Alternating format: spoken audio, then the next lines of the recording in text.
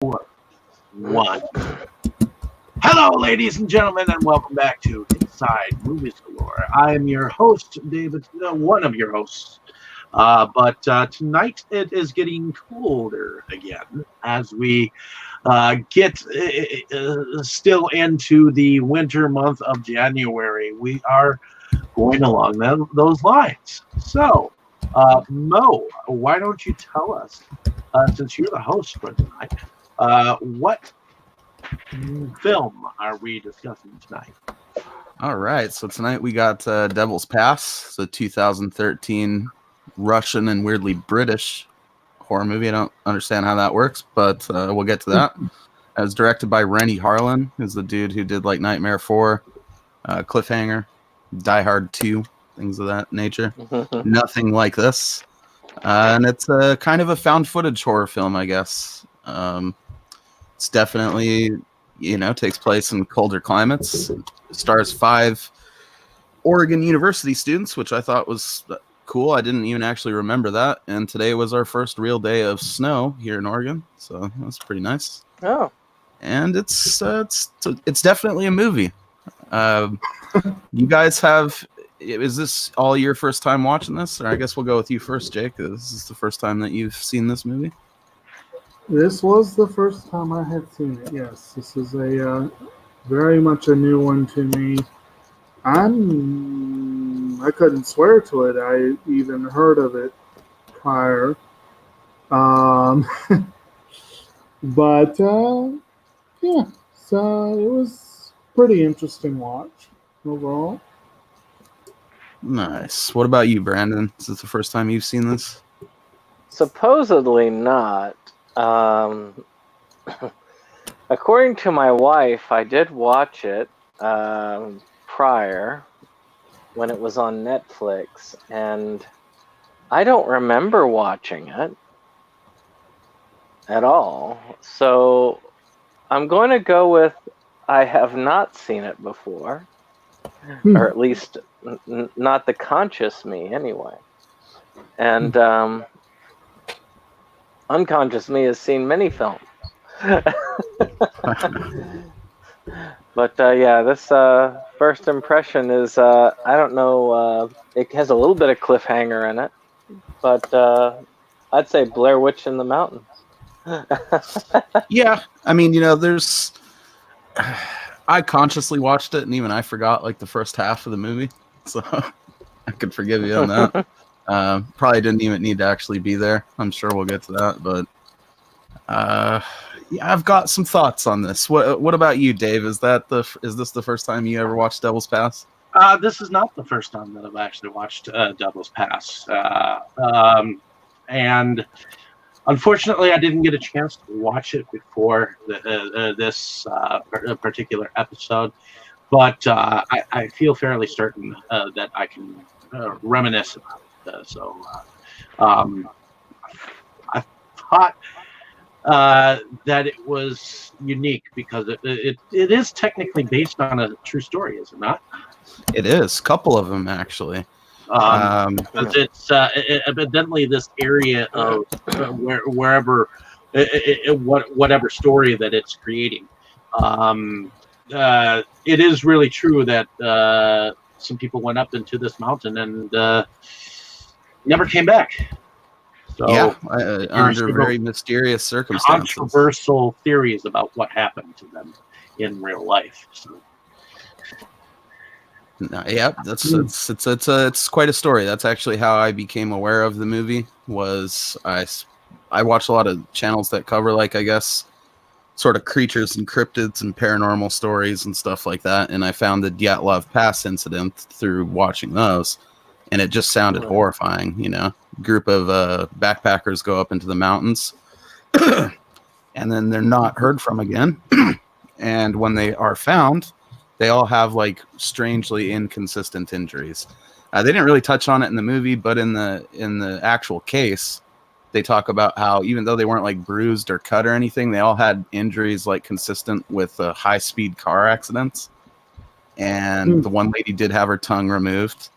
And like piecing the scene together, it looked like all these experienced mountain climbers just kind of ripped out of their tent in the middle of the night and just decided to walk out there, where they were met by some, quote, unknown compelling force that basically just turned them into jelly on the insides. And they were all covered in radiation and shit, and it just didn't make any sense. Lots of people think it was UFOs. Some people thought it was a Yeti. I said it like Tony Schiavone right there. Okay. But, you know, it's there's no way to know for sure what exactly happened to them. And that's kind of what this movie is doing. These university kids, all of whom are pretty unlikable, set out onto this trek to Russia to like recreate this journey of this group of backpackers that died up there. Then, you know, they kind of get up there and mysterious shit starts happening. And they uncover some crazy Cold War Russian bunker shit that's going on, and it turns out it has something to do with like the Philadelphia experiment, which is another pretty rad, supposedly true story, where they tried to teleport, or allegedly did teleport, a whole like battle cruiser, you know, through space and time, and fused a bunch of dudes to the bulkheads and stuff. And I'm sure we'll get into that as we break down the plot a little bit more. But I mean, I don't know. Or is Dave the only one of you guys that's aware of that actual case? No, I've seen that on like I remember watching stuff about that ship, teleportation ship, on all these Bermuda Triangle and other type of series that used to come on back in the 80s. That's like one of the ones that I've seen quite a few at times, and it's always been a crazy and just basically a really crazy type experiment. Really cool stories. I used to love stuff like that. Yeah, the cool thing about the Philadelphia experiment is it's one of those things that even if it didn't happen, like even if it's just made up shit, which there's some pretty seemingly credible people that say it happened, but you know, there's always that with those government conspiracies. Even if it didn't happen, though, it's something you can imagine the government trying. Just like Roswell, stories of aliens being kept inside that military base. You know, people have been saying for years that they think that the government has been hiding something there. So, well, I mean, I'm fairly certain that a UFO crashed at Roswell, but we could do 2 hours on just Roswell. Because, I mean, they for sure found a fucking flying saucer, dude. They told everyone, and then they're like, whoops. But, yeah, it's you know, I like how it is rooted in real shit, and I like how they combine. I've never heard the two combined before. That's definitely some creative license these guys took to good effect, I think, you know, because I guess we're already talking about plot. We might as well just finish it out. They get up there to the mountains. They find some footprints. They kind of look like maybe they're Yeti prints, you know, but they're not. It's even just looking at them, if you follow Bigfoot stuff, they're like right next to each other and in weird patterns that you never see, like the classic Bigfoot Yeti prints. And, you know, and then as they dig further up there, they eventually arrive at the pass where this incident took place with the original backpackers, only they get there like way sooner than they should have. Their GPS and compass are all freaking out, and there's just something weird going on. It's screwing with their cameras. They pick up like higher than normal radiation levels, and then they end up finding a bunker door sunk into the side of this mountain. I don't know. What were your guys' thoughts on them finding the door? Don't go there. Don't go in there. That was my thought, but yeah. Or I mean, at least lock the bitch back up if you're gonna wait to tell your friends. They just left it unlocked. Yeah. There were some mistakes were made. Yes, they were. And you know, I liked the bit, like, because after this all, before they finally end up having to go into this door, an avalanche hits them, which I thought was definitely needed, as that's like one of the big main theories of what happened to the people initially, was that an avalanche got them. But it's very clear when this avalanche kicks off that somebody set off charges at the top of the hill to cause the avalanche. And then that's when they end up, kind of having to go into the door the next day when some random Russian dudes show up and start shooting at them. So there's clearly somebody that doesn't want them up here. They found this bunker door. Yeah, And there's obviously some pretty fucked up stuff behind this bunker door. I imagine we'll swing back around to that after we do characters and stuff, because there's not a ton to say about these kids. Goddamn. What did you guys think of the characters in this movie? Well, they're young, that's for sure. They're a group of college kids who just want to go out and explore, be adventurous.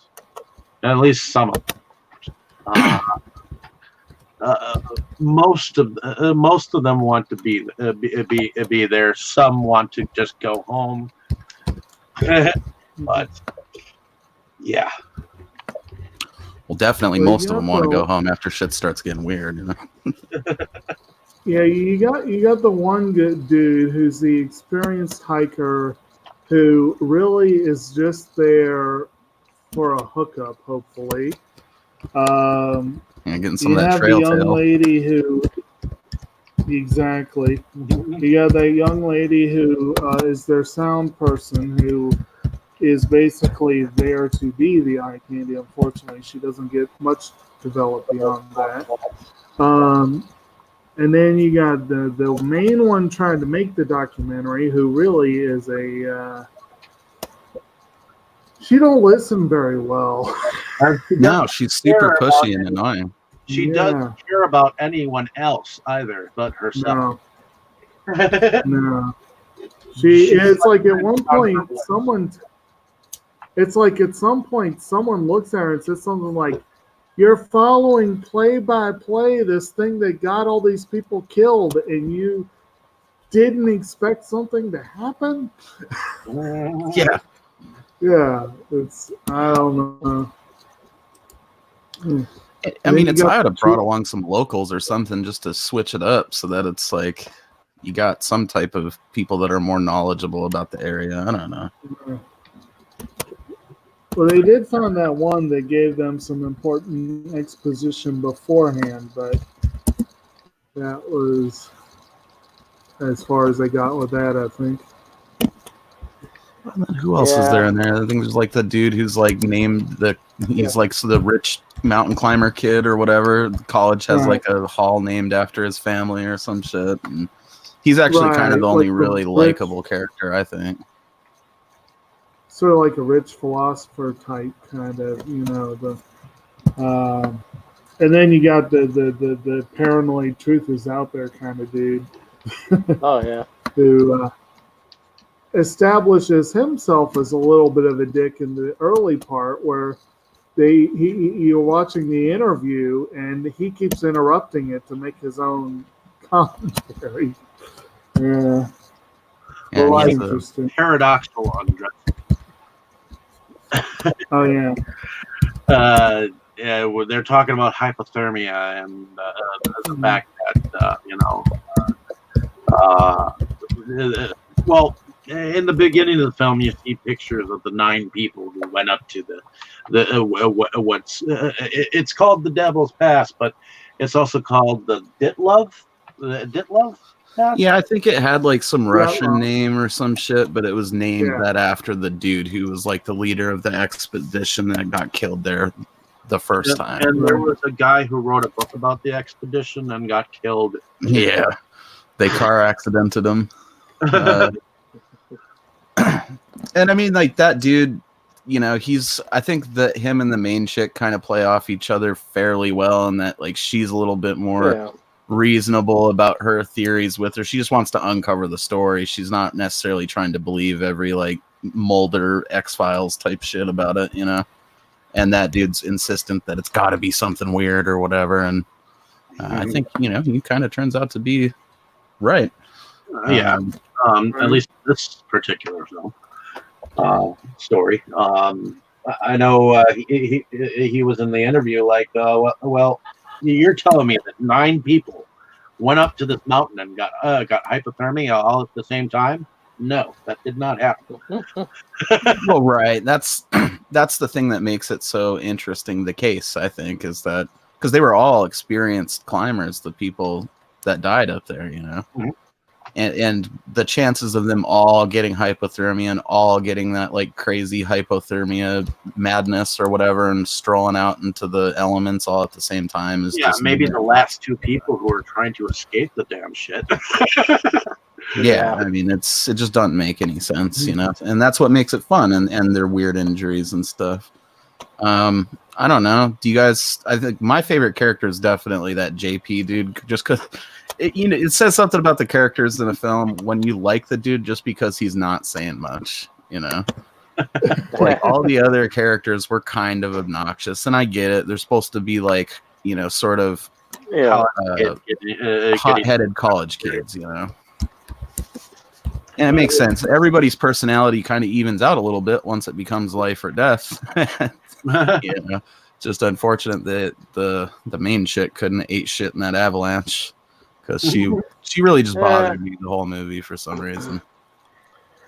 I didn't actually have a love or dislike of any of them particularly because I really felt like it was almost background noise at the beginning when they were trying to establish the characters.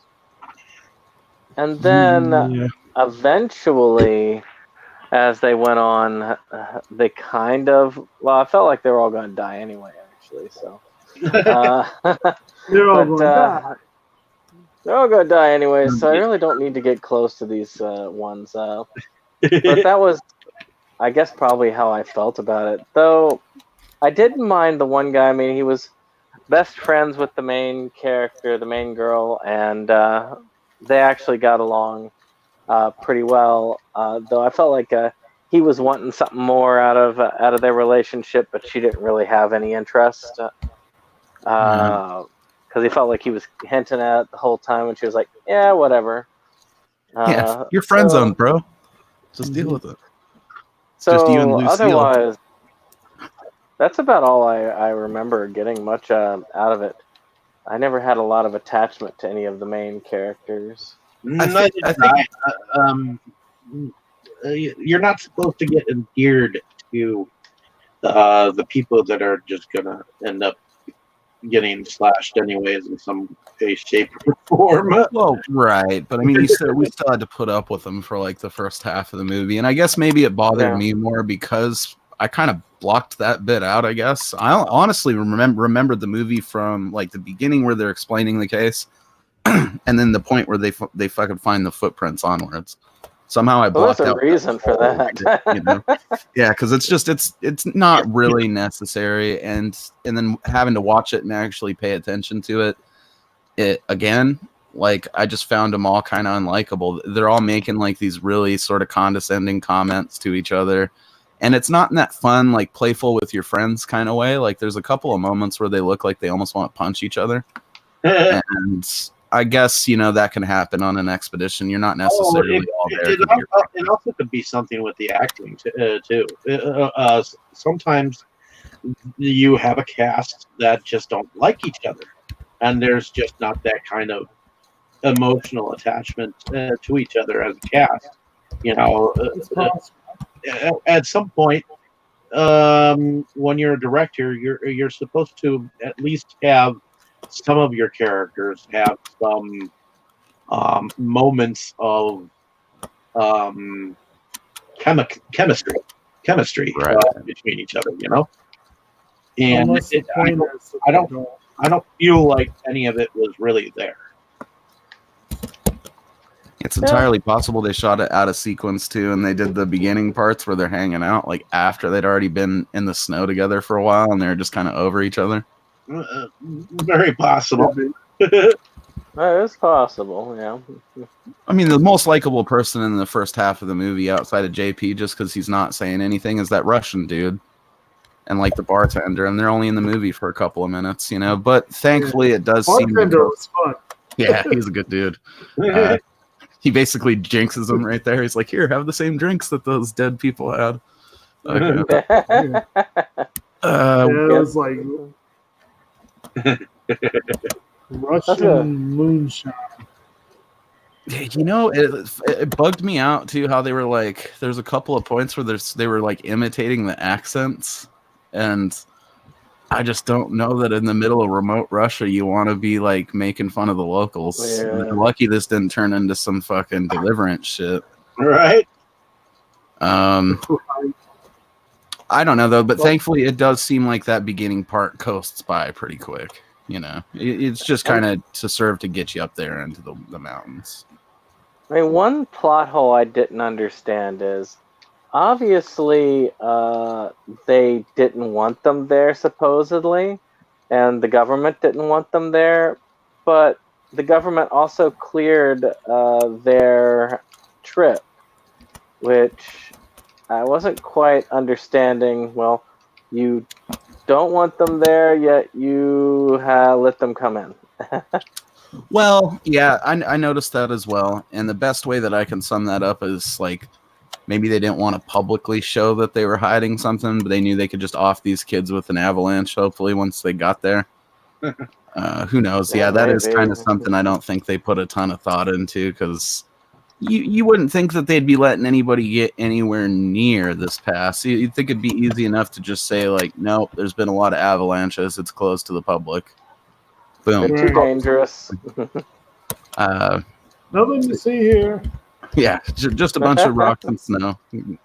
So yeah, that's, I guess that's about it on characters. I mean, there's not much to say there. They're just kind of there to get up there and hold the camera while we see spooky shit in the mountains. That having been said, although they may not have been that likable, I think that given what I've seen of movies in this vein, I enjoyed this group better than most. I could agree with that. Brandon keeps bringing up Blair Witch Project. That was a group where I found them all completely forgettable. They were completely forgettable to me. And there have been some where I found them much more annoying. The main ones that bothered me here were the dude that was the blatant womanizer, and then the girl, because she just didn't know when to give up. Well, she was down to keep information from them that was probably would have been good to know that they found a bunker door. Good to know, yeah. If you find a secret bunker, just leave and get other people, locals, to come and see it too, so that they're like, oh, okay, and don't open it and leave it unlocked, even if it's frozen shut. It's just a bad idea. Yeah. Oh yeah. But if people didn't make stupid choices, a good idea at the time. If people didn't make mistakes, then we wouldn't know not to make them too. So. Well, and I guess when you dig deep. Sorry, go ahead, Brandon. I was gonna say it wouldn't be much of a movie. True, it would have just been a hike with some annoying college kids into the snow, and then they're like, let's go home then. And then get hypothermia halfway back. Someone might have lost a toe to frostbite. That could have been cool. Okay. Maybe they could have had some frequent Yetis sprawled throughout the mountain or some shit. Oh, those Yetis? Yeah. I don't know if that makes any sense to you guys. On WCW back in the day, they did this big reveal where they were going to reveal this member of I think it was the Legion or Dungeon of Doom or something like that, and it just turned out to be this mummy wrapped in toilet paper. And as he's going out to the stage, they named him the Yeti, and for whatever reason, Yetis aren't mummies, but WCW, what can you say? And as he's walking to the stage, Tony Schiavone made the genius choice to pronounce it as "It's the Yeti." He just says it with a AY on the end, and I love it. So it's probably gonna happen again during this. Just to forewarn you guys. But no, I would agree. They are a lot less annoying than characters in other shot on video movies, or shot on, you know what I mean, found footage crap. And I think in terms of the way they did the found footage stuff too, it was definitely less shaky and motion sickness inducing as other movies that I've seen. Oh, definitely. It felt like it could have been real. So I guess it's a good thing that dude spent so much time with his camera that he had a disturbingly close relationship with, because he worked it pretty well, I will say. Actually, the cameraman amused me. He got better, I will say, in terms of the characters. Like he did get more likable. The other characters not so much, but I mean, he's the only one too that I guess kind of like him and the main chick had a little bit of character development, you know, because she had the whole thing with her dream that she had, and he had his whole thing with his acid trip. So when they heard the noise, or when he heard the noise, it kind of like triggered that or whatever. And then the door with her, like she had that dream about getting swallowed by darkness or whatever. But anyways, you know, basically, once this avalanche hits and they're trying to recover the next day, obviously, like, Russian authorities show up and start shooting at them. So they're forced to go into this bunker door.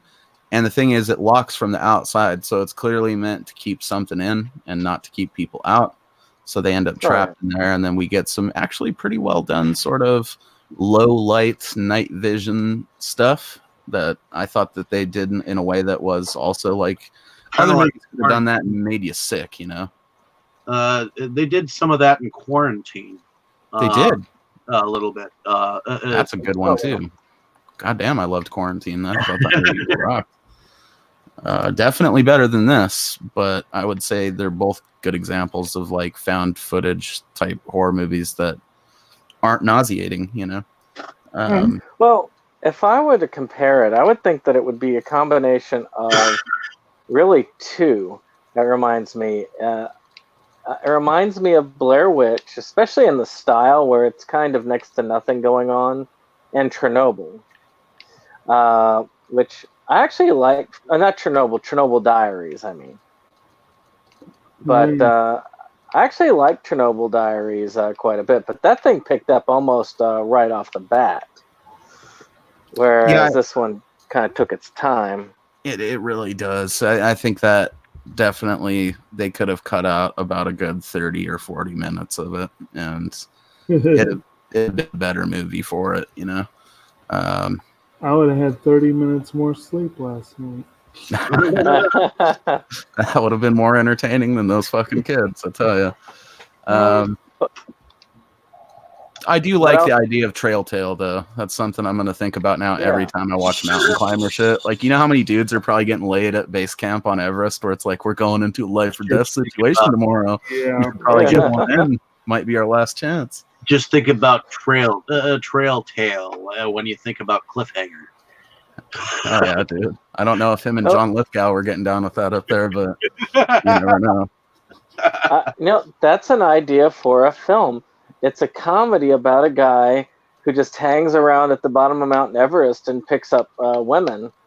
He never really climbs the mountain. He just goes up there and says that he's climbing the mountain. And he has a convenient excuse like, oh, my mother's in hospital or something. The Sherpa's going to have to take you.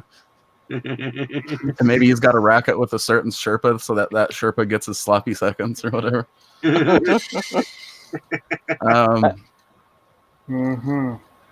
there was another film that did something similar. When I think of course they all do. A lot of the found footage films, they do that. We start slow. We try and do what character development we can. And then at some point, they decide, and at what point is really what differentiates them. A good example would be Grave Encounters 1 versus Grave Encounters 2. I don't know if y'all are familiar with those movies. I have not seen so as of yet. But the first movie follows that exact same thing. You know, the typical, a bunch of people died in this asylum, this haunted asylum, so I guess we'll go film there because, that seems like a smart thing to do. And it just slowly descends into that craziness. But the second one, within the first few moments of them going to the asylum, the crap starts to hit the fan. And that's pretty cool how it does that.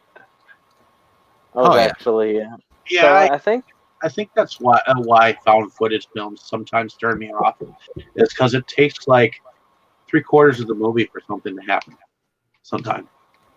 Hey, none of them are gonna be as bad as Willow Creek, though. I don't know if you guys saw that shit, but literally nothing. It's like Bigfoot sounds in the woods, and then you don't even see the fucking Bigfoot. And goddamn, Bobcat, what were you doing to us with that? I was hyped on it too because I love Bigfoot and I love Bigfoot movies. And there's just any of the ones Lance Hendrickson's done, which is like fucking 20 or better than Willow Creek. Avoid it. Yeah, and it's hard to do really character development in a found footage movie without destroying the found footage feel of it, because it is just people packing around cameras most of the time, and they're not trying to like have these moments where they flesh themselves out as characters. It's supposed to be more of a documenting type thing. You can document, but document something. Yeah, it's go ahead. And the setting was a good setting. So, I mean, as we discussed before, I mean, it is an awesome and quite creepy tale that it covers.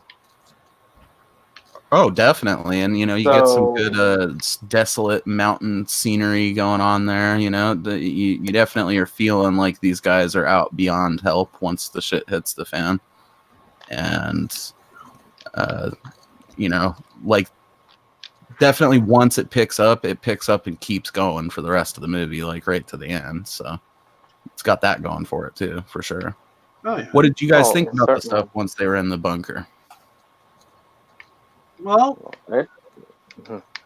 I guess they at least realized that it was a very small world. But things got a little creepier after that, just a little bit, because of what they actually found down there.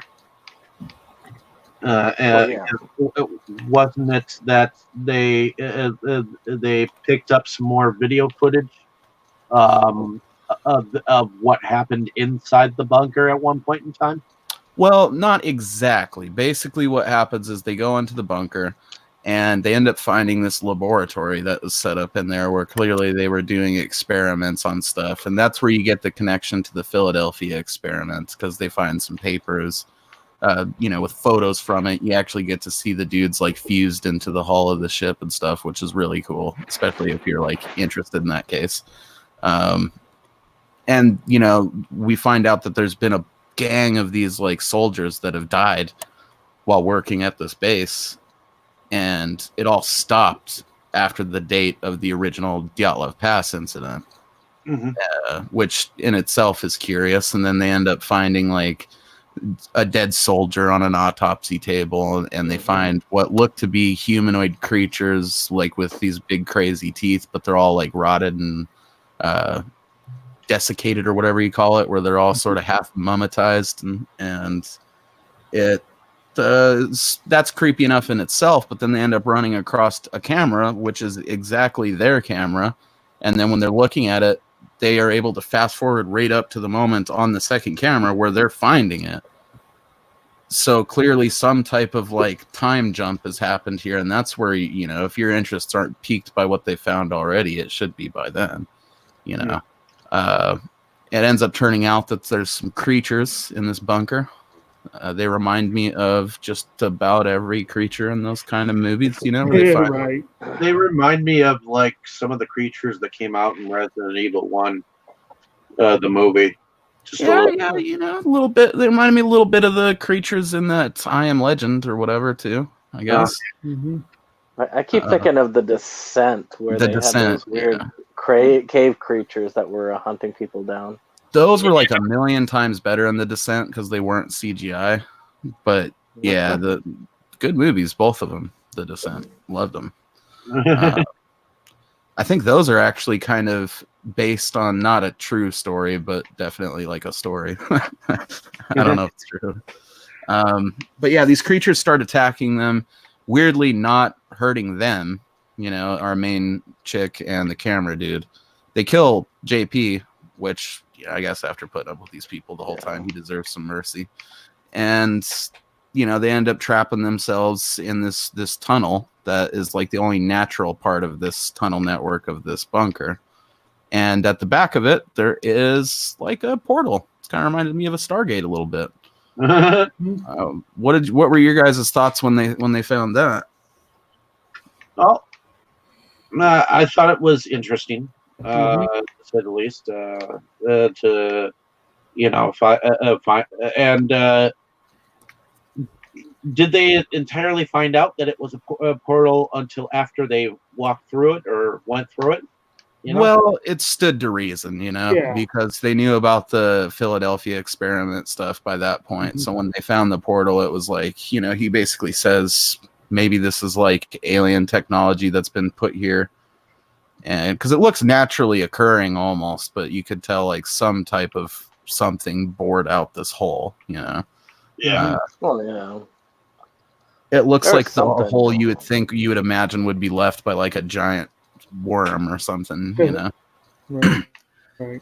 And I mean, they're kind of stuck in the position of we can go out there and those things might kill us, even though they were not hurting them, seemingly intentionally, or they can go through this portal. And so they end up going through the portal because no other choice.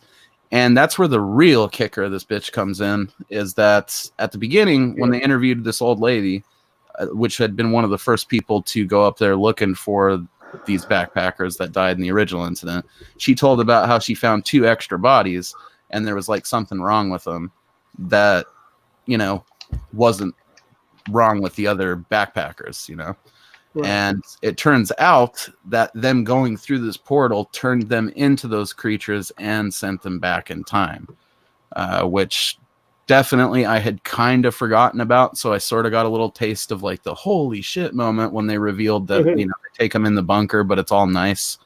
And then they hang them on the meat hooks and shit. And I thought that was cool. I'm definitely a fan of movies that no one gets out alive. And it was definitely a good sort of depressing ending. What were your guys' thoughts on the whole twist here? I thought that was a fun twist. It was definitely a what the fuck kind of moment. Holy shit! Did that just happen? Kind of thing. It was like the first time I watched it, I was like, man, that was a good twist. It was. Yeah, me and my girl got in a good debate afterwards because I don't think she was certain that that's what happened. I think she thought that there was like other creatures, but no, they fully were the creatures that were attacking themselves in the bunker. And so that's why they like didn't kill them, because if they kill them, then presumably they won't exist. So I think it was the 9 people who came who disappeared. I think they went through the portal and came back as those creatures. Maybe. I mean, but I couldn't explain. That's the only way I could explain why they weren't hurting the camera dude and the lady was that it was them, and the lady at the beginning did say that there was 2 bodies. She made a point to specify that those extra 2 bodies that she found that weren't mentioned in the sort of retelling of the story, that there was something wrong with them that wasn't wrong with the other ones. And they did find the other bodies. It wasn't like they were, they were missing to the world at large, but they were recovered. Exactly. Yeah. And the only indication that any of them had actually been in the bunker was the one dude that had a bunch of radiation on him. Right. And who knows, how he ended up in there. See, that's that little plot thread they leave you kind of wondering on there, like, well, how did he end up in there and why? Or was he part of this thing? Because they were clearly experimenting with the teleportation stuff, and there was a bunch of soldiers who had died. So it also does kind of stand to reason that they'd sent some of their own dudes through it, and maybe they just disappeared. I don't know that they had the foresight to think like, oh, if we picture a certain location, we'll end up there. Well, I'm just glad that, like you said, that there was some kind of connection to the Philadelphia experiment. Oh, yeah, whole thing, and what other experiments might have been connected to this particular bunker? Well, and he lists off a few things there too at the end when they're discovering all this, where he's like, what if like things coming out of these portals around the world are what's responsible for stuff like the Mothman sightings or the Eldritch horror, he lists like one or two other ones too, but Mothman and Eldritch, those are both great stories too if you've never looked into them. Oh yeah, most definitely. Though, I mean, as far as them changing into the creatures, I wasn't really all surprised about that. Actually, as soon as they found those bodies that they were burned, I was like, "Oh, okay, that's what's going to happen." But otherwise, it was pretty. Like I say, it was a pretty cool thing. I loved how they did the back in time bit, where you got to see the thing fully running after looking at that rundown bit. Yeah, And you just know that they broke free afterwards and wreaked havoc, killing everybody. for sure. There's almost like a second not found footage movie worth of stuff that they could have done with that, because they trashed the place and killed a bunch of Russians, I'm assuming. See, and that's another point of contention me and my lady had, because she was like, well, if they are the creatures, maybe the government was trying to get them and like make sure they got back in the bunker, but it's like, no, they're totally trying to shoot them outside at the first, you know. So, and how would they know that those kids came back in time? We're probably just going at them like a royal hunt, shooting them for sport. Little fox hunt out there. Yeah, kind of. Why not? Fun fact: when I was a little kid, my aunt ran a tour bus service, or she worked for one. I forget which. I was super little, but I got to meet Ice-T when they were shooting "Surviving the Game." I had no idea who Ice-T was. He was just a large man with dreadlocks, but yeah, that was a fun little day trip she took us on. And that's also a really good Hunting Humans movie.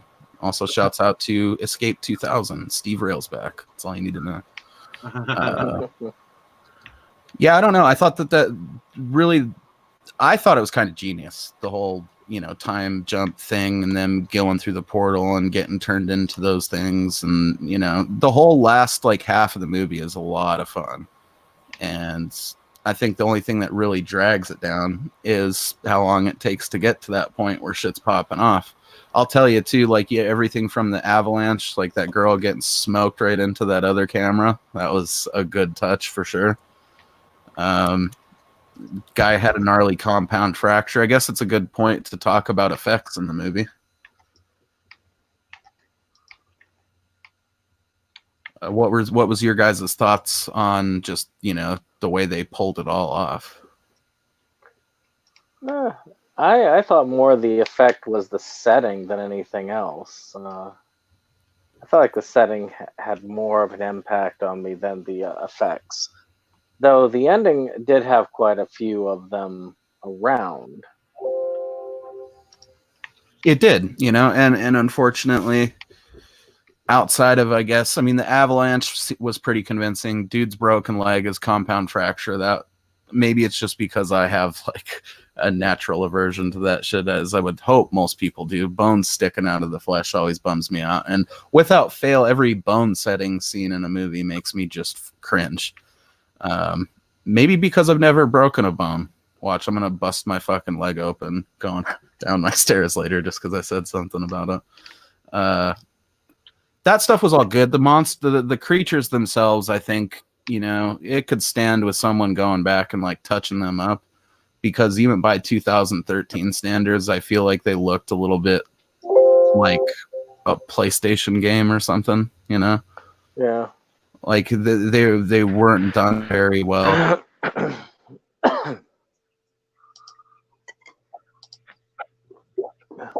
Like I said, though, the gore effects weren't so bad. I do agree with that.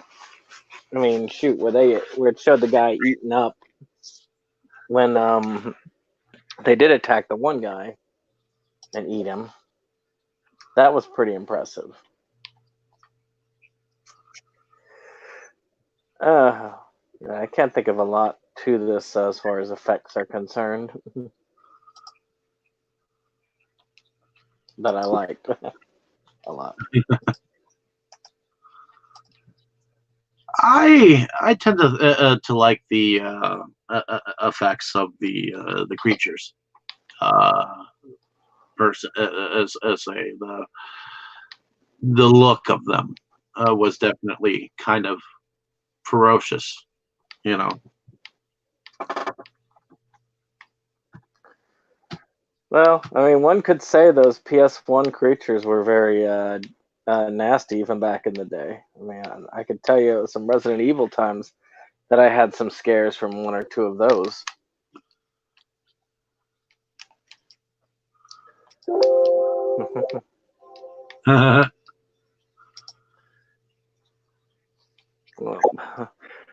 Am I the only one left in here?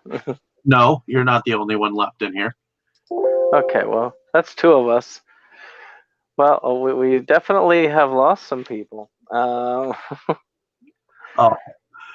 hold on. Let me see. Let's see. Looks like we lost. We lost Jake and well, both of them. So. There we go. That was weird. It let me. Yeah, we got one back. Yeah, I could like hear you guys, but it wasn't letting me talk. Sorry about that, folks that are listening out there. Sometimes we have some technical difficulties. Either one of those clown comments or those damn Russians heard us talking about this. And they don't want it getting out. They're about to car accident us later. I don't know. Like I was saying, I think the creatures, like just design wise, they looked cool. I think if they had skipped the night vision, except for maybe like a final scene with them or something, and just did it with like low light or flickering light or something, it could have masked some of the imperfections of them, you know? I can imagine this thing with practical effects. I mean, if they did the creatures with practical effects with those weird, crazy extended jawbones and stuff like that, that would have been really that'd have been fantastic. Yeah, they could have, if they did them like The Descent, but then had like a gimmick where they could, you know, have sort of an animatronic head open with some gaping friggin' jaws. That'd have been great. I mean, certain stuff like them teleporting around, you can only really do that with CGI. I get that, but I don't know. There was only two of the creatures too. Like they couldn't afford to dress a couple of people up. I agree. I think that it would have been a cool thing to have it like that. Definitely. What's that? In general. Oh well, yeah. They could have like just hired a couple contortionists, which I think are actually really common in Russia, and had them dress up, and they could have still pulled off a lot of those freaky movements that those creatures were doing. Shoot, they wouldn't even have had to go that far, because using the basic effects of the night vision camera, they could have easily done what they needed to do with almost minimal makeup. They could have done some rubber suits and stuff like that, and gotten away with a lot of the stuff. Oh yeah, because just it being practical would have made it look better in that type of lighting condition than the CGI did, you know. But yeah, practical effects. Of course, maybe it's just because I love practical effects, so maybe that's the issue. I'm just a big practical effects person, and yeah, I mean, I would hope anybody would rather see like something cool that you could tell is physical to CGI. I get it. There's, you know, people don't mind CGI, and I guess if you're there was like a time period where I was blown away by it. I think everyone was, back when like Abyss was a newer thing and stuff like that. And to be fair, Abyss still did their CGI better than a lot of movies that came after it. But this just, I don't know, man. It took me out of it a little bit to see how fake that they looked. And it didn't bother me the first time I watched it, so I guess 2013 was a different time for me. But I think I was so hyped on the case because I had just found out about it shortly before watching the movie. So maybe I let that, you know, like make me overlook some of the flaws in it at the time. Because I don't remember being annoyed by it at all, and I remember being super creeped out by the whole ending bit. It is still pretty genuinely creepy. I know I didn't think in 2013, so but go ahead. I really think that visual effects, especially CG, is one of the few things that does not age well. And the same thing goes, I mean, I'm not talking just about movies, but video games as well. When you think about it, I mean, a lot of people are nostalgic for the Nintendo 64, but a lot of the Nintendo 64 games look ugly as hell. Looks like jagged ass. But but back in the days when it was relevant like that, those things were amazing. So the same thing goes with the CG. It's at the time that maybe this I don't know when this came out. I think the 80s was probably the better of the CGI stuff because it looked a hell of a lot more funky and funny. I'm a big fan of rotoscoping. That shit rocks. Yeah, I don't know. I mean, okay, if this came out like 2006 or 2008, I might give the CG a little bit more of a pass. But at this point, it was only really 6 years ago. I'm sure we could go back then and find some examples of CG creatures. And wasn't Silent Hill older than this?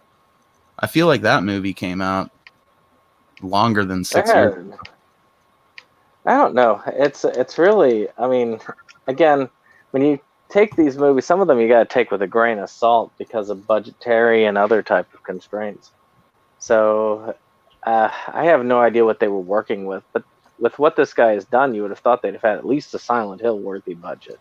Yeah, you would think. I don't know. That stuff aside, I think though the creatures are used. I mean, because they really are only in the movie for 5 minutes. Oh, yeah. So it's not like one of those things where you have to see the flaws on display for an extended period of time. It's still effective for what they're doing. So. This isn't the Star Wars prequel trilogy.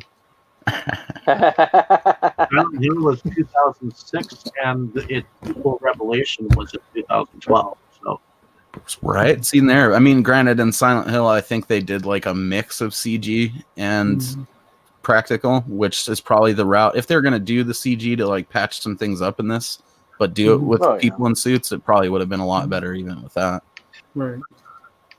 And that Stargate at the end, man, that shit looked like one of those animated wallpapers that you can get for your computer. Now, like I say, in all fairness, at the end of the day, it's not as much about the actual effects of the creatures. It really is about the setting.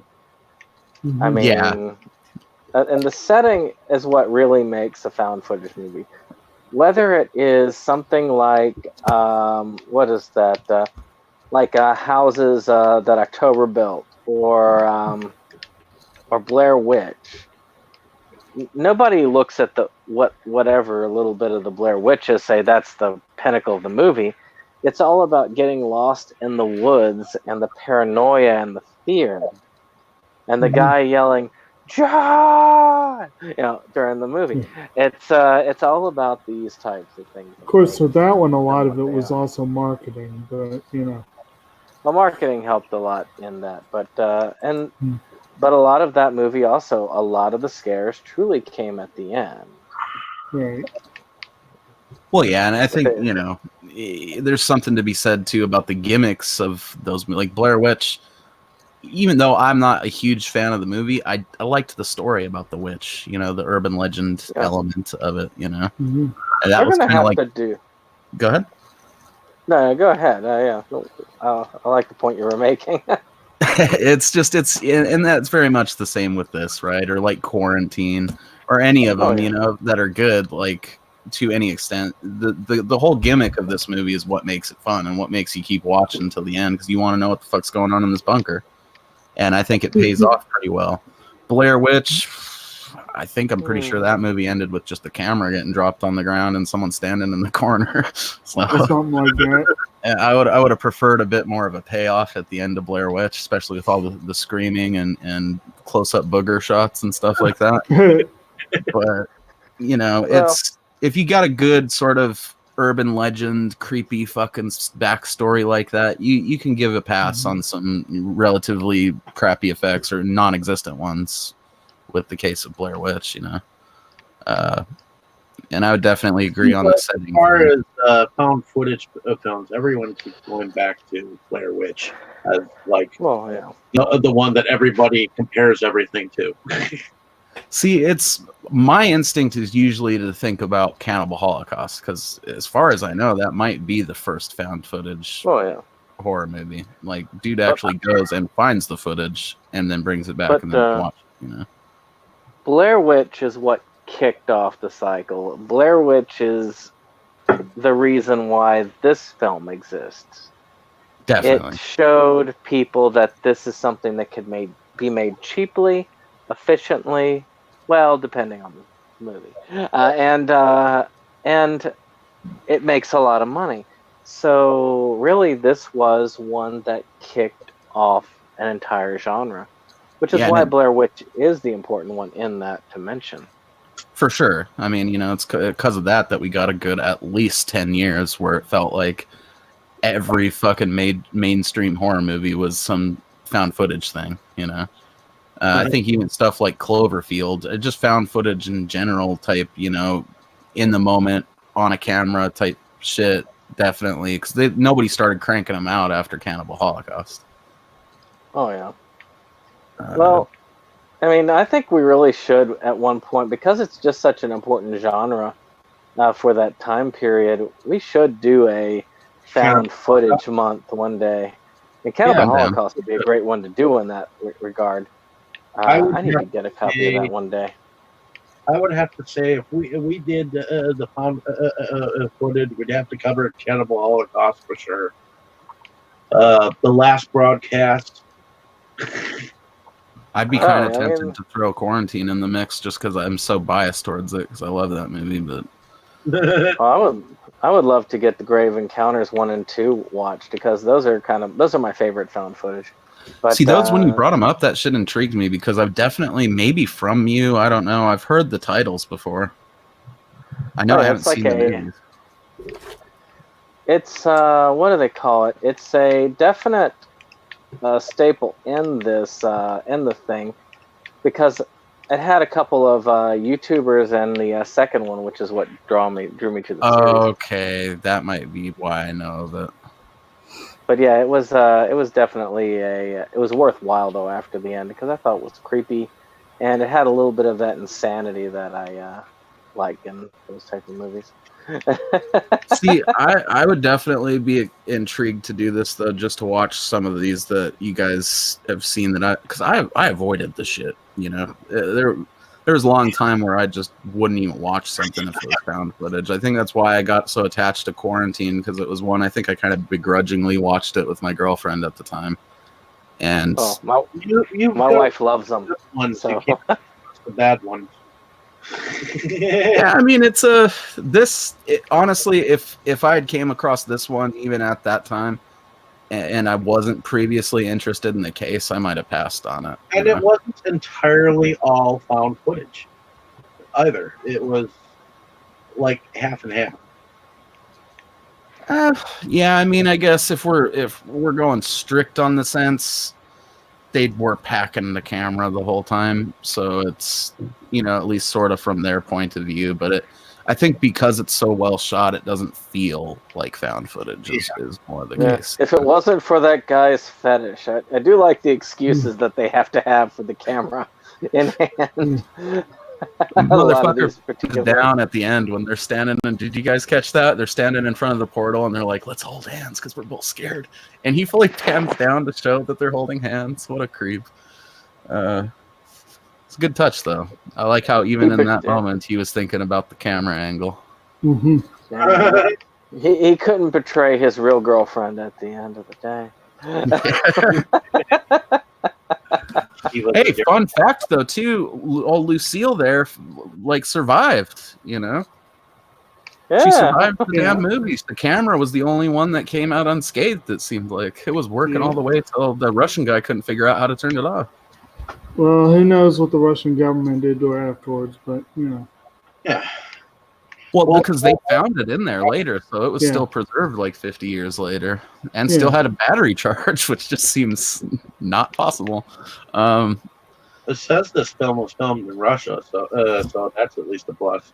The thing that's most mysterious about this film is that on Wikipedia it says that it's a British and Russian production, but the dude that made it, Renny Harlin, is Finnish.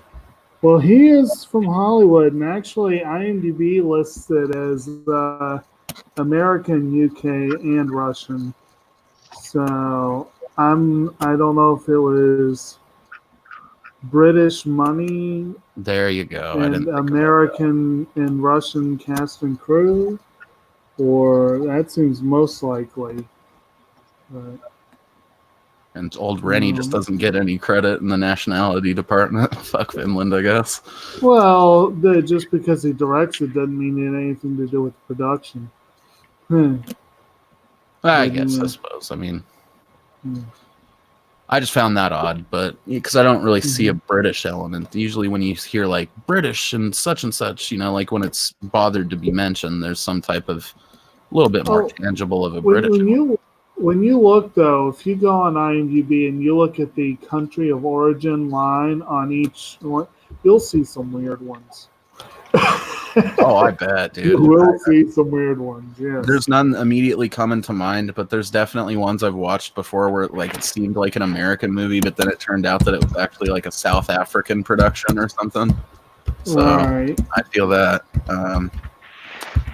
I don't know. I think that it's definitely one of the things that most, because I never looked up information on it before. I just watched it because I had heard, you know, was interested in the case. So I didn't know Renny Harlin directed it. And to find out that, you know, it was directed by a dude who directed so many movies that I love is pretty cool. This was one that just came to mind just because I vaguely remembered it. I know Brandon knows the movie, but have y'all seen the movie Waltz with Bashir? Yeah. Oh, yeah.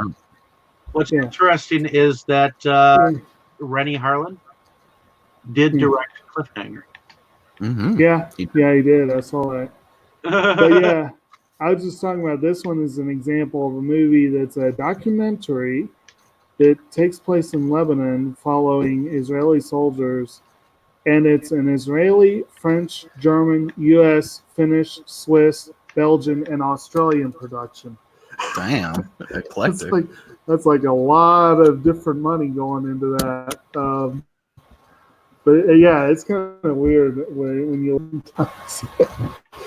I'd be curious. Dude, Renny also directed Cutthroat Island and Deep Blue Sea. Yeah, I saw that one. Actually, I always considered Cutthroat Island as underrated. Yeah, some of the acting is janky as all get out, but it still was a solid pirate film. So you know, I love it. I just love a good pirate adventure, though. You know.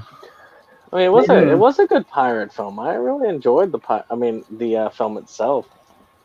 I think that it got a bad rap. Like I say, some of the acting I think kind of ruined the film for a lot of people. But to me, yeah, heck with that. I mean, a little bit of bad acting, who cares? Yeah, put a little beer in it. Settle down. Who cares about that? I've watched enough bad acting films. I'm here for the swashbuckling, okay? I'm here for just the buckle, not the swashing. No swash for your buckle? You can forget yeah. I don't know. I suppose, what would be your guys' overall thoughts on this, and would you recommend it to somebody? You know, I would definitely recommend this for someone who doesn't necessarily like found-on-footage films. I don't think I could recommend it to that. I wouldn't recommend it to anybody who doesn't like found footage films. I might, in that it's easier to watch than some of them, for sure. Yeah. There you go. Cutthroat Island, co-producing countries: U.S., France, Italy, and Germany. Strangely, no countries, I think, that were known for having pirates. That's good stuff. Well, the U.S. was, but I don't know. What about you? For me? Yeah. What about you there, Jake? You enjoy this movie, or would you recommend it to people? Say if you're into, found footage, but also if you're into, if you're into survival horror, it's decent for that. I don't know that they really got in as much into the survival end of the bargain as some people would prefer, but I guess the time travel shenanigans might endear people to sci-fi fans, I guess. It'd be hard for me to say for sure because it'd be hard for me to give a hard recommendation on it. But I think that there's a pretty good range of people that could go for it. Oh yeah, and definitely if you're like interested in the paranormal stories or like urban legend stuff like that, then you might get a kick out of it. What about you there, Brandon? Like I said, I'd recommend it to people who like found footage movies because, I mean, it really has all of the elements that make a found footage movie great. It does have a really creepy setting. It has your cast of annoying teenagers, and it keeps it pretty real in that aspect. I would agree.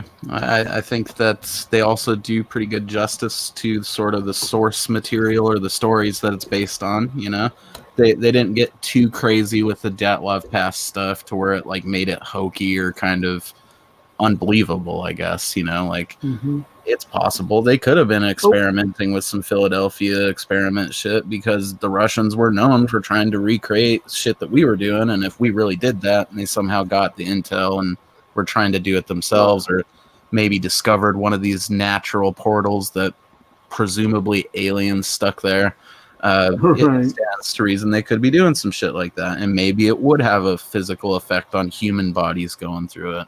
I kind of like that they didn't bring the UFO element into it. Instead, you know, they had the part with the flare, because that's a popular theory with the Dyatlov Pass thing, is that it was like aliens or whatever, because the villagers were reporting orange lights in the sky when it happened. And I loved how they did that with the flares. And then he's like, oh, yeah, orange lights. There's your orange light. Exactly. By the way, here's your British connection. Gemma Atkinson, the one that played Denise, is from Greater Manchester, England. Got some English trail tale up in there. Exactly. Nothing wrong with that. She did a good job of not having a British accent, you know? Yeah. I wouldn't have thought for a sec that lady was anything but American. Right. You know, and I'd be lying if I said that the whole Oregon connection isn't kind of neat to me, you know? Like, as soon as I saw the tenant behind them on, you know, I think anybody that like sees movies connected to where they live is probably kind of mildly stoked on it, even if that part of the movie kind of sucks. I think if I had changed anything about it, I'd just make it like 30 minutes shorter. You know, slice out some of that beginning stuff. Just get them on the fucking mountain. That's what we're here for. And I think had they, you know, I think my favorite thing is, like I said, just that they left out the aliens. Because if they did that plus the Philadelphia experiment thing, it would have been too much. They didn't go out of their way and like overly complicate it. You know, they already had a good hook and they let that just do its thing. I actually think that it would have been. I agree with you. Actually, I think it would have been just enough to have had them go in there and it just be creepy. They discover this portal thing and end up going through it, and then end up getting fused to the mountain or something like that. Ooh, that would have been nice.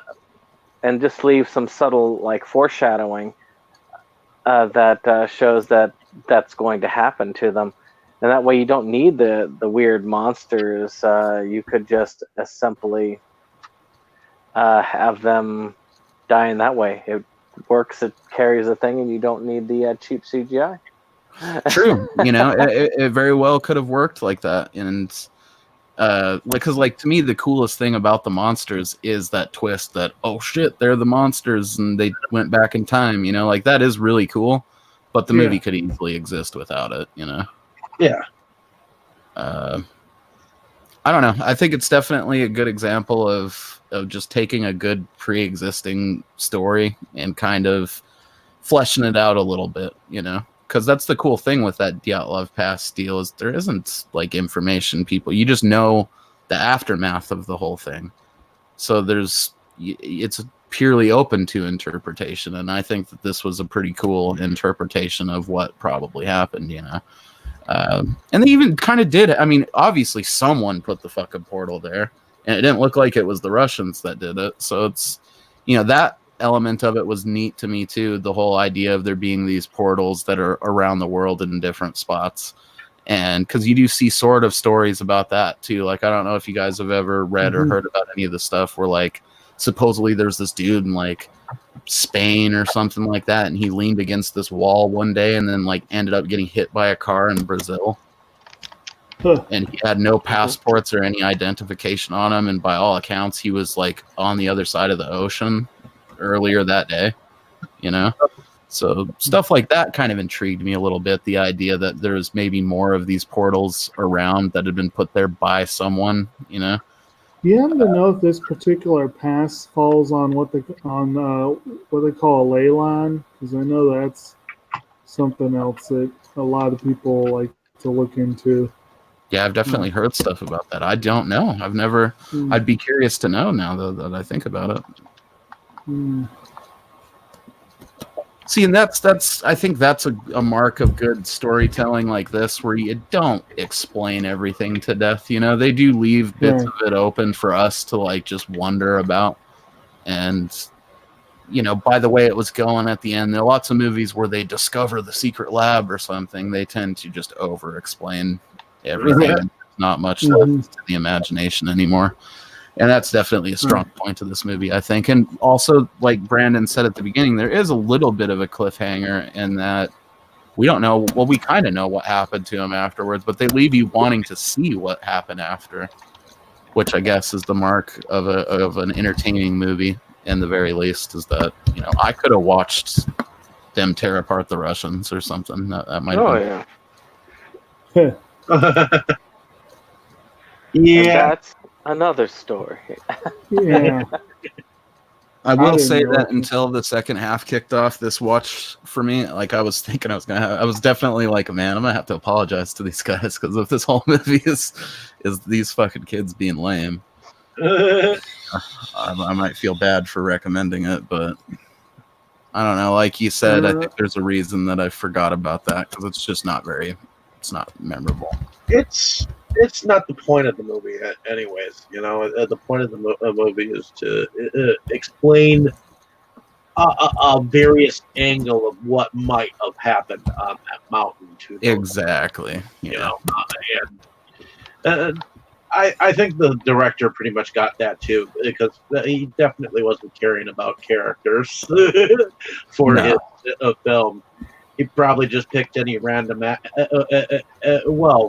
bottom of the bucket list. I wouldn't say that, because they were not bad actors. They just didn't necessarily come in all of them. Sure. Well, again, I think it comes down to what you thought of the characters more than anything else. And, one of them was such a prick, he would have had bad chemistry regardless. That was just, although apparently had charm with the ladies, I guess. Yeah. Oh, wait, no, the cameraman was also from England. Oh, damn. So you have a couple of them there. That is some good acting, man, because I wouldn't have picked either of them out as being British. Right. And it's like, at the end of the day, someone wrote these characters to be this way. Right.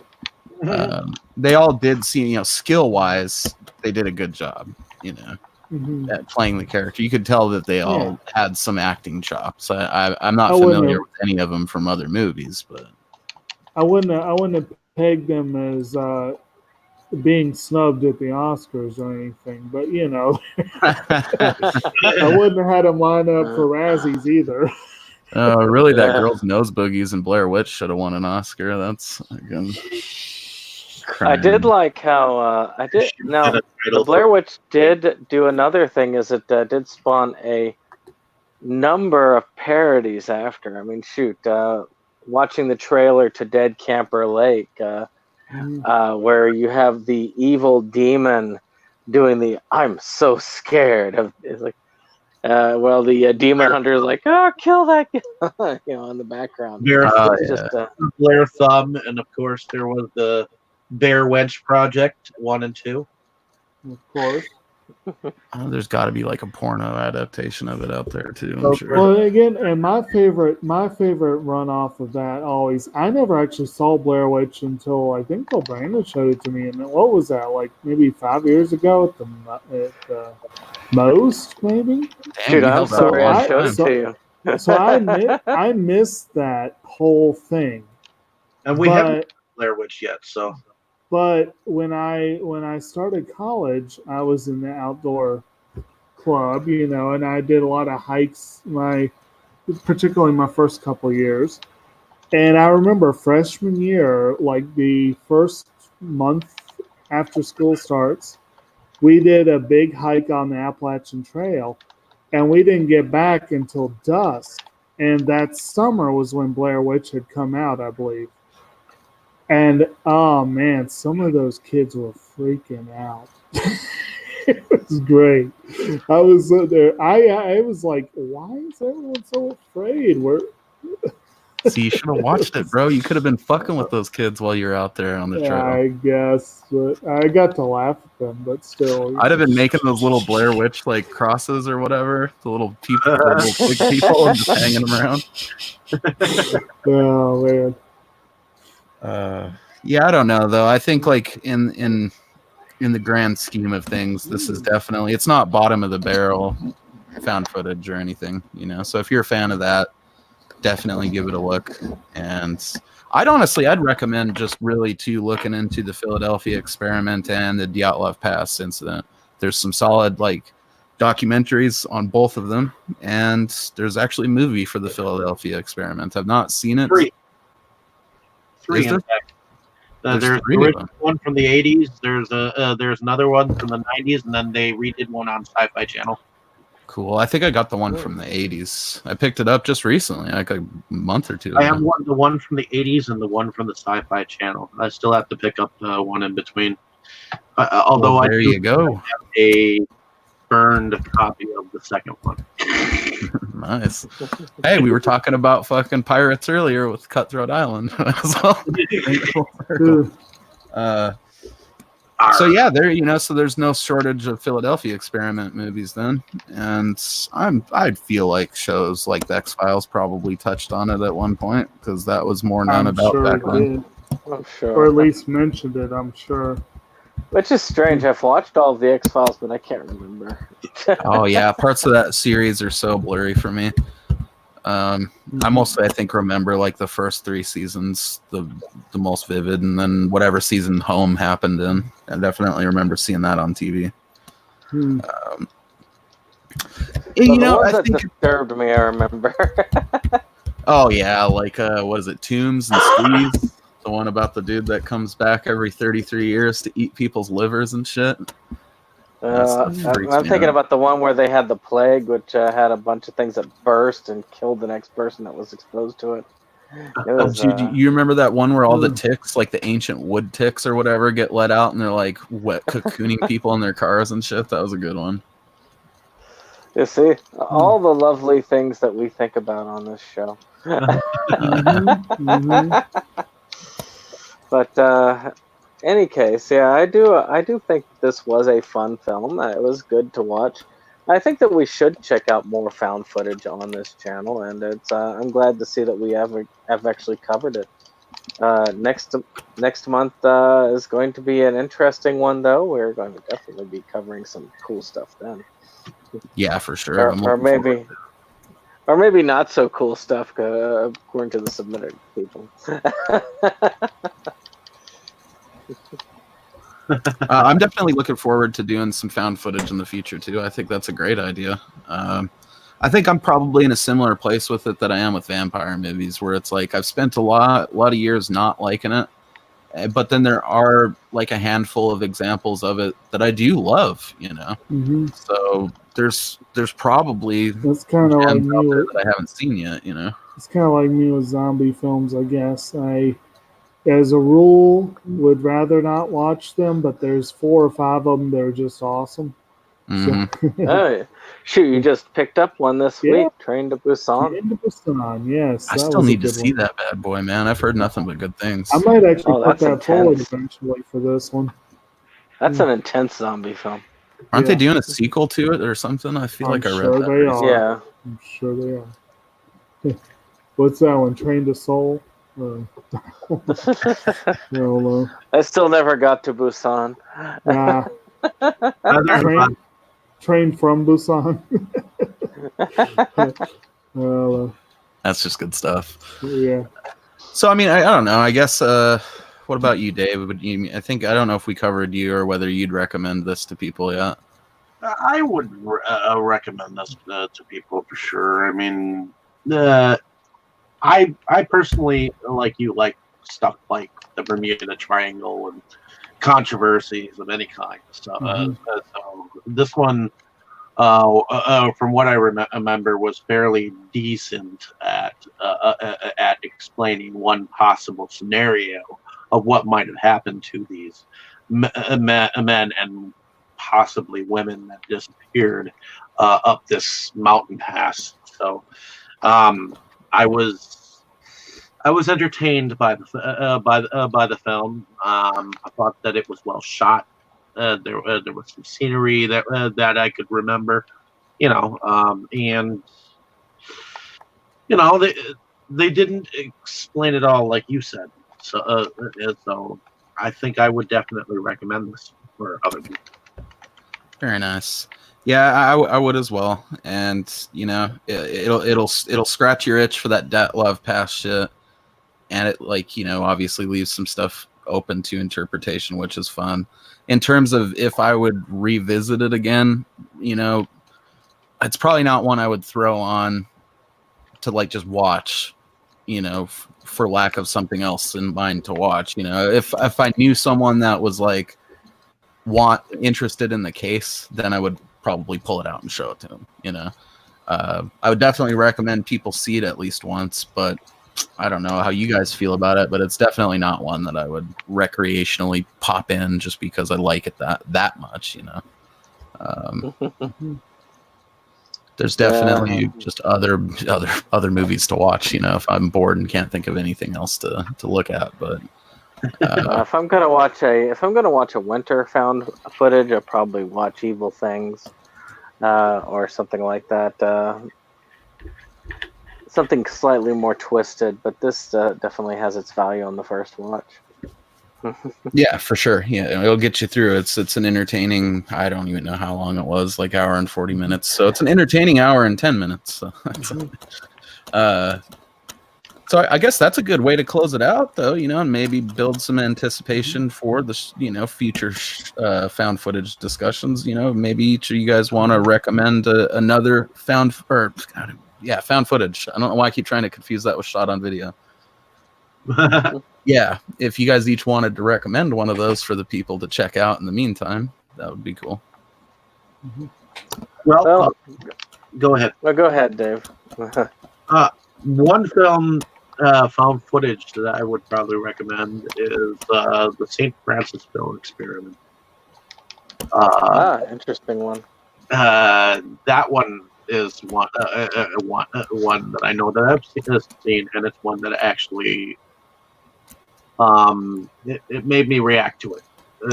I look for films that make me react to it at least enough to make me think twice about watching it again. So I'm trying to find that film that'll creep me out so much that I don't even want to share it with other people. So oh yeah, that is a good quest to be on, man. Just ruin some lives with some traumatic shit. I love it. I want to spread some nightmares. Hell yes. Well, I think Grave Encounters 1 and 2, especially the second one. I really love the second one. The second one just has a really awesome feel to it. And to me, it gets the scares going like right from the get-go. So that's just me. Yeah, I already added those. And you said the St. Francisville Experiment, Dave? Correct.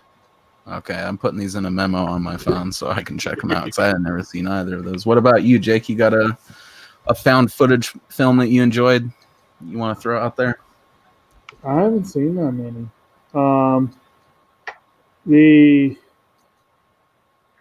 I guess as far as ones I genuinely enjoyed, I know that this one is divisive for a lot of people, but I actually really did enjoy Paranormal Activity.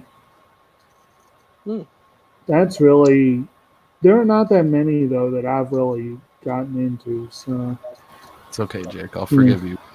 It's one of the few that actually gave me a scare not too long. When I saw it.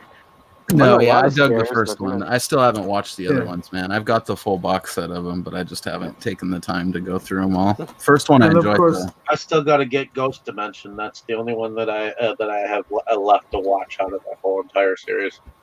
And again, that's one where first impression had a big impact because I saw it almost alone in the theater, and when I left, it was dark and rainy. So I saw it with a bunch of children in the theaters, like people bringing all their kids to see this horror movie. It was just like, yes, we got this found footage horror film that's all about silence and waiting. Let's bring the kids. Is there a found footage film out there that is comical? And get them all fucking hyped up on Sour Patch Kids and make them wait through a ghost movie. That sounds awesome. I was thinking about that earlier. Actually, found footage films are probably just a hair's breadth removed from mockumentaries in a lot of ways. So, yeah, some of them are highly comical. Yeah, that's what I think of when I think of comedy. That, you would recommend, Jake, that maybe you might have. Is there a mockumentary that you might? Oh, yeah. This is Spinal Tap, Dustin Schuffman, For Your Consideration, Zelig, Sweet and Low Down. There's a bunch of good ones. I would give a good shout out to The Man with a Plan if you want some like wholesome. I think it's Connecticut or something like that. This old dude's running the mayor. That's a good one.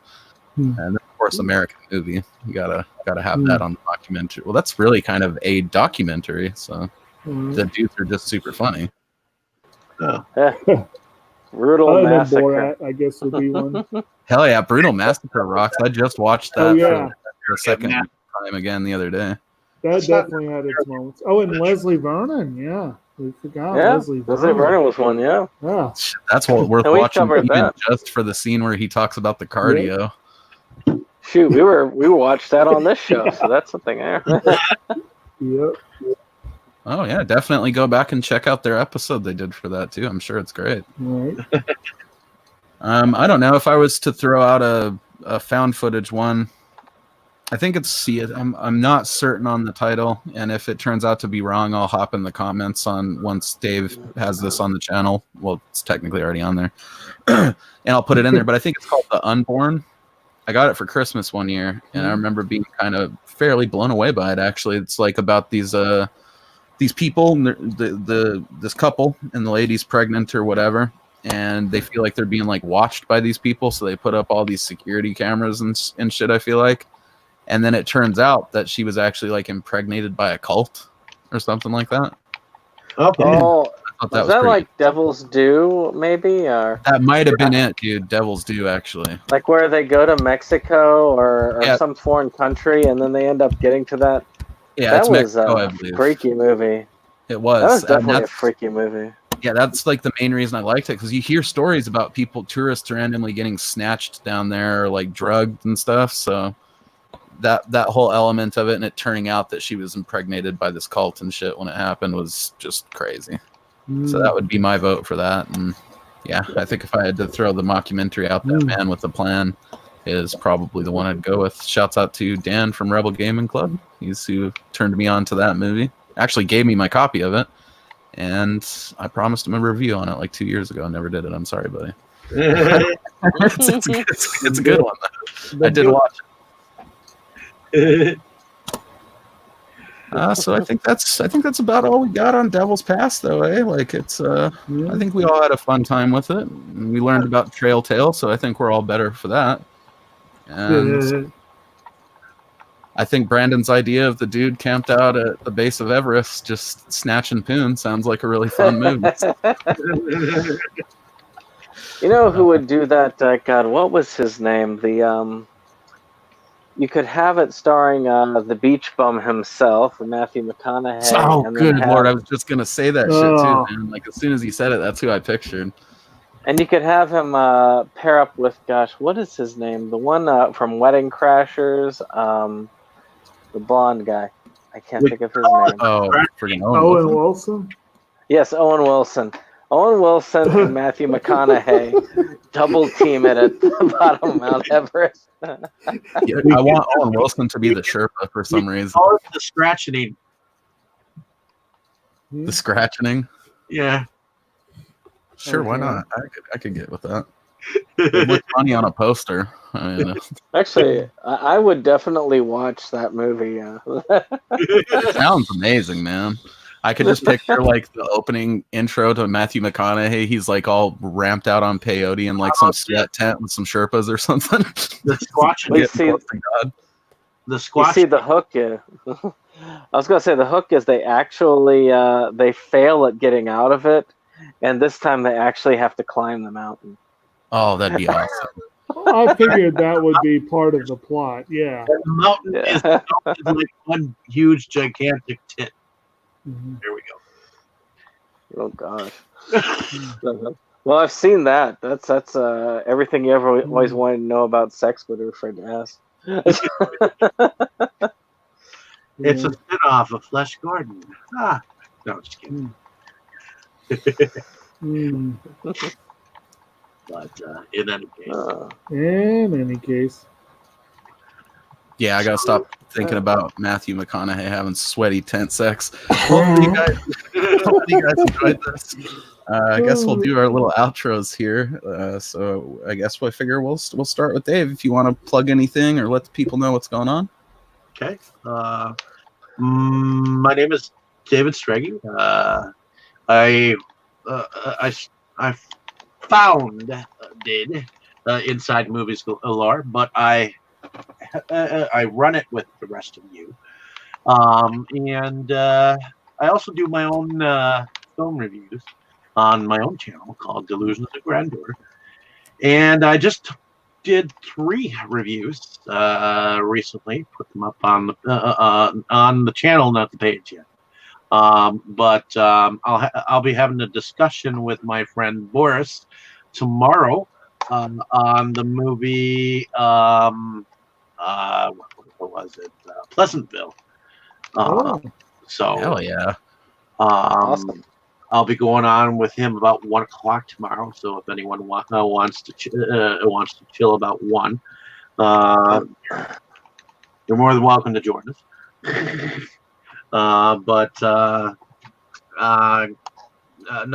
We went on about a movie called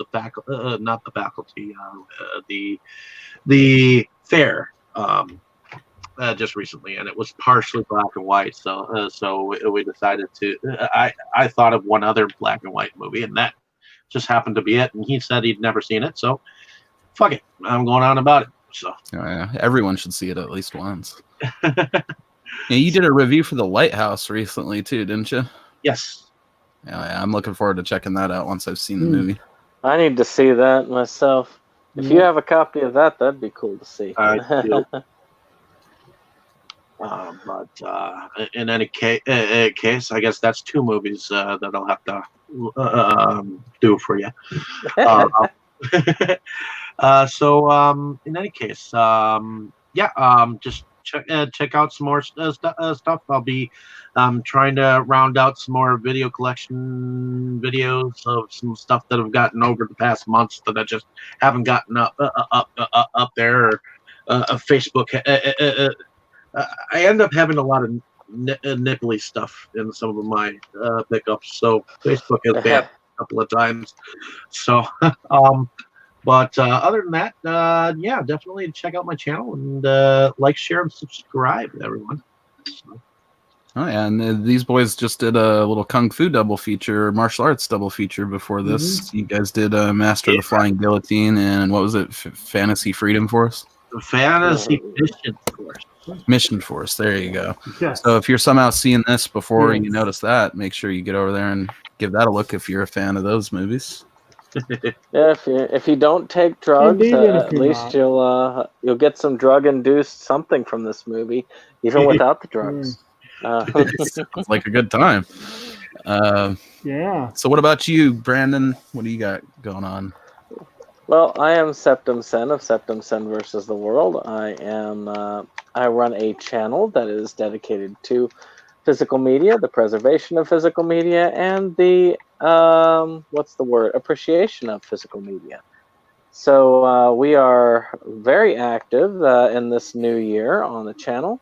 We are up and producing content 5 days a week, Monday through Friday, at least for the time being, anyway, until I burn out and then crash and burn for a couple of weeks and disappear altogether. But as it is, on Mondays, we have made our Mondays a collection Monday where I do one of 4 strolls through my collection, where I pick the first 10 in my collection of any particular subject. First week was a Criterion, second week was TV, and of course next week is going to be anime. And I go through each of them and a closer look at the physical discs and media themselves. Then on Tuesdays, we have our news videos, which we cover the upcoming releases for the week. So if you want to know what's coming out, that is always good. Whereas Wednesdays, we have our pickup videos as always. And then Thursdays, we have the Anhedenia Project, which Dave is also doing a version of himself for his channel, where I cover Anhedenia films. And I have all of their films. I have watched all but Death Toilet and Death Toilet 2, which I will watch those in the near future.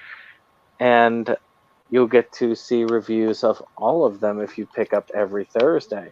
Then, of course, Friday, we continue our regular series, but we debuted our vlogcast early this week so that you could get the Oscar nominees and our thoughts early. But we have some really cool stuff coming up next Friday with our thoughts of people who had acting chops that probably deserved a nod at the Oscars. Yeah, I can't say enough. I really enjoy your guys' Oscar stuff. And I like that Golden Globes discussion you guys did just recently. That was fun. We were quite animated on our discussion for the Oscar nominees, so it's definitely worth checking out. If anything, there's a lot of energy in that. I mean, I'm checking it out tonight, actually. but I enjoy watching you guys prepare for it. So I'm pretty much fine with just sitting back and watching what you guys produce. Yeah, I might not watch the Oscars, but I'll always watch these dudes talk I about don't even pick up a mic to even try to support it. Yeah. I love films and what but it's become way too political for me. So. You just show up at the Oscars one of these years, Dave. Tell them what for. Yeah. Go snatch an Oscar from John Williams and fucking bolt. Yeah, they'll still be giving him Oscars for the next 50 years. For Star Wars. Yep. Yeah, with his run, When they start the new Star Wars franchise, he'll be scoring that and getting nods. So what about you, Jake? You got any new videos going up on your channel there? Well, not right away. I'm Kotobuki Jake. I'm off and on Septum Sin versus the World, and I do have my own channel, Kotobuki Jake. But so I hit a little snafu. I think I announced earlier that I did get a computer for Christmas. It went back, and I'm going to have to replace it. When I do, I will get it set up and start doing some stuff on my own. And when I do that, I think I'll be more on point about my own channel. Because it'd be nice to be able to edit videos rather than just posting them raw. You know, that'd be kind of fun. So we'll see. But in the meantime, I have, of course, as Brandon said, been very active on that channel. I've been looking and looking, and there are a lot of people who are overlooked for various roles, some of which you would not believe. So it should be an interesting, probably a couple of videos. I'm guessing I'll have to discuss format. But I got like Tessa Thompson for Men in Black International. Exactly. Well, actually, Tessa Thompson, I would legitimately put her forward as a snubby for Sorry to Bother You and also for Ragnarok. She was a snubby for both of those. So, and probably the Creed films as well, because she's really good in those movies. But anyway, and before I go, I just got to say, Mo, you put this thought in my head. Oh my God, I did see The Beach Bum, and I can kind of see McConaughey and Snoop Dogg hanging out and doing a sequel to The Beach Bum. It was what you guys described, or going even further back, and McConaughey could reprise his role of Wooderson from Dazed and Confused. Oh yeah, bring in Roy Cochran and a couple of the all right. As long as he's bringing that sweet mustache ruckus, I'm down. Yes, rocking that porn stash once again. And have you guys ever done Dazed and Confused on here? No, but that's a good one. That would be a good excuse for me to watch my copy.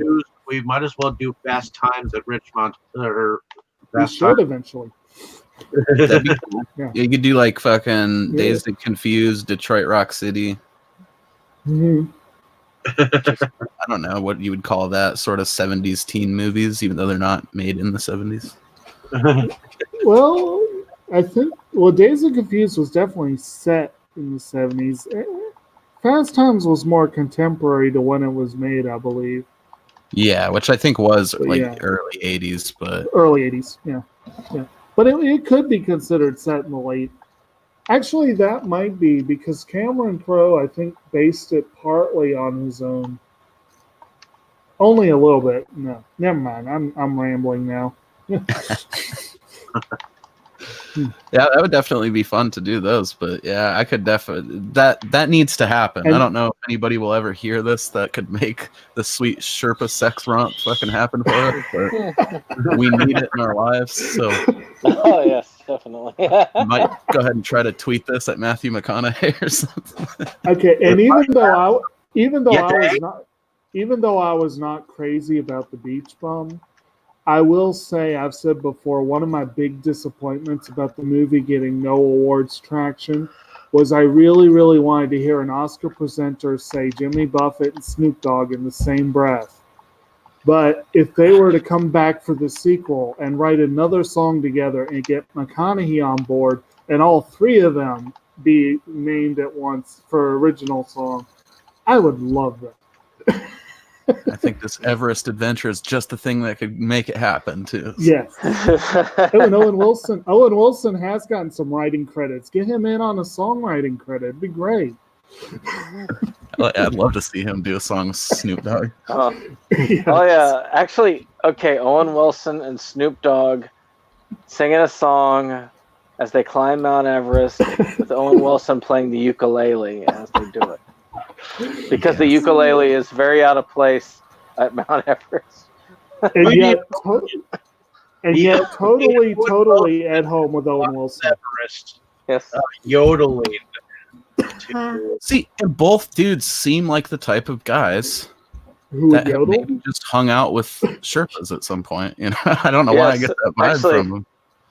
Snoop Dogg yodeling. Yes. Oh my god.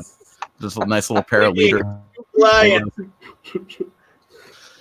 just want to see Snoop in the leader hosing with one of those little feathered caps. Actually, with that scene alone, I would actually see that in theaters just because I like to see Snoop Dogg yodeling with Owen Wilson on the ukulele. I wonder if he could work like his faux shizzle, my nizzle stuff into the yodeling somehow. I imagine it could work. He could yodel gin and juice. So it'd be just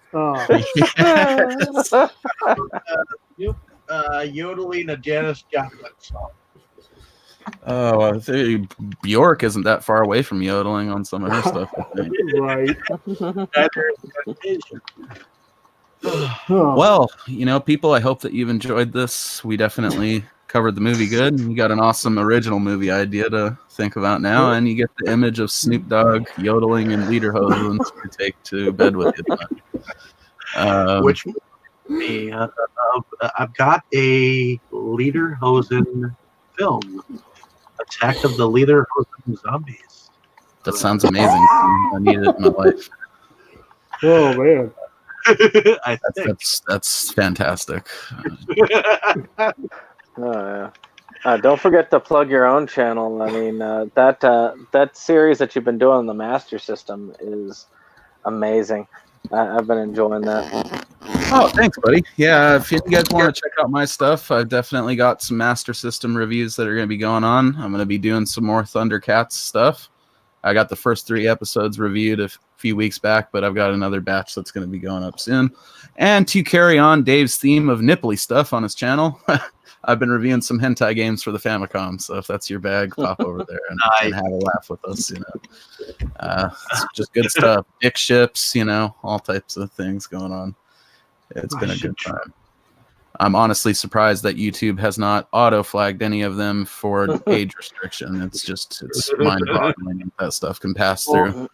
It's like if you and I went on and discussed the hentai thing called Night Nurses. Dude, I mean, I haven't touched on any of the more hardcore ones yet, but some of the stuff that I would just assume it would get auto-flagged. I mean, I'm flying a dick ship, shooting semen at fucking bras and panties and making pictures of naked girls on the side. It's all in good fun. I think that stuff is, I'm not like a hentai dude or anything. I like anime. I mean, I suppose there's probably some hentai out there worth watching for like artistic purposes. I like trying to find the weird myself. So I'm right there. I like it because it's just odd. Most of them are made by like a weird Japanese dude in his tiny apartment and then distributed like sort of underground style for the disc system on the Famicom back in the day. Nintendo certainly wasn't endorsing any of that shit. And it runs the gamut from stuff that's just sort of comical with a little bit of tasteful nudity to shit that I'm fairly certain was made by, aspiring serial killers. So it's going to be an interesting ride by the time we get to the end of it. And of course, I review horror movies a fair amount. I haven't been doing as much of that the last month or two, but there's definitely a lot of those that I need to get out. I'm working on a couple. Most notably is my double feature for Rest Stop and Vacancy, which I'm looking forward to putting out there. Both good movies. Yeah. Very good movies. I enjoyed both of them. Yeah, I'm kind of in the mood to do some sort of, what do you call them, like backwoods road trip horror flicks, because they're always a good time. Not a lot of thought required. Just put some people in a car. Well, with some of the films that I've been sending all of you guys, I was hoping that would be incentive to get the fucking shit out there. Oh yeah, definitely. I'm pretty sure I'm going to do a review for all of those ones you've hooked me up with as well. So looking forward to that.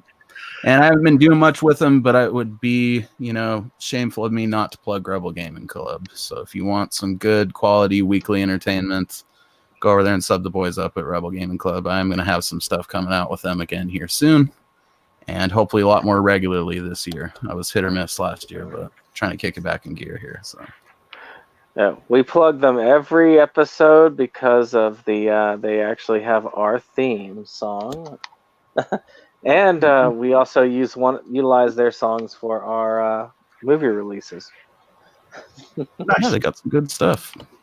I'm a member. I haven't even got a fucking copy of that CD though. So damn, they're gonna have to. Well, you know me. I'm an ultra fan. I had to get in line, like first in line, to get that stuff. Alrighty, ladies and gentlemen, say good evening. Good evening. Good evening. Good evening. All right.